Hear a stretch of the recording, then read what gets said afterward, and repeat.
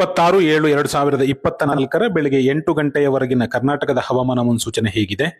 ಕಾಸರಗೋಡು ಸೇರಿದಂತೆ ರಾಜ್ಯದ ಕರಾವಳಿ ಜಿಲ್ಲೆಗಳಲ್ಲಿ ಗಾಳಿ ಸಹಿತ ಬಿಟ್ಟು ಮಳೆ ಮುಂದುವರಿಯಲಿದೆ.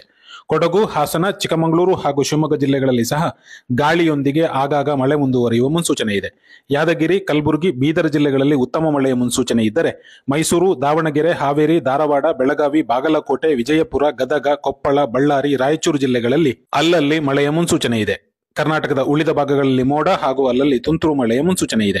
ಈಗಿನಂತೆ ಜುಲೈ 31ರ ತನಕವೂ ಕರಾವಳಿ ಹಾಗೂ ಮಲೆನಾಡು ಭಾಗಗಳಲ್ಲಿ ಗಾಳಿ ಸಹಿತ ಮಳೆ ಮುಂದುವರಿಯುವ ಲಕ್ಷಣಗಳಿವೆ. ರಾಜ್ಯದ ಉತ್ತರ ಒಳನಾಡು ಭಾಗಗಳಲ್ಲಿಯೂ ಮಳೆ ಮುಂದುವರಿಯುವ ಸಾಧ್ಯತೆ ಇದೆ.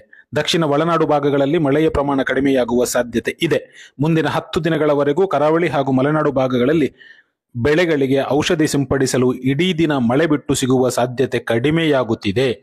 ಸಿಗುವ ಸಣ್ಣ ಅವಧಿಗಳಲ್ಲಿ ಮದ್ದು ಸಿಂಪಡಿಸಬೇಕಾಗಬಹುದು. ಮುಂಗಾರು ಅತ್ಯಂತ ಉತ್ತಮ ಸ್ಥಿತಿಯಲ್ಲಿರುವುದೇ ಈ ಗಾಳಿಗೆ ಕಾರಣವಿರಬಹುದು. ಬೇರೆ ಯಾವುದೇ ಕಾರಣ ಕಾಣಿಸುತ್ತಿಲ್ಲ.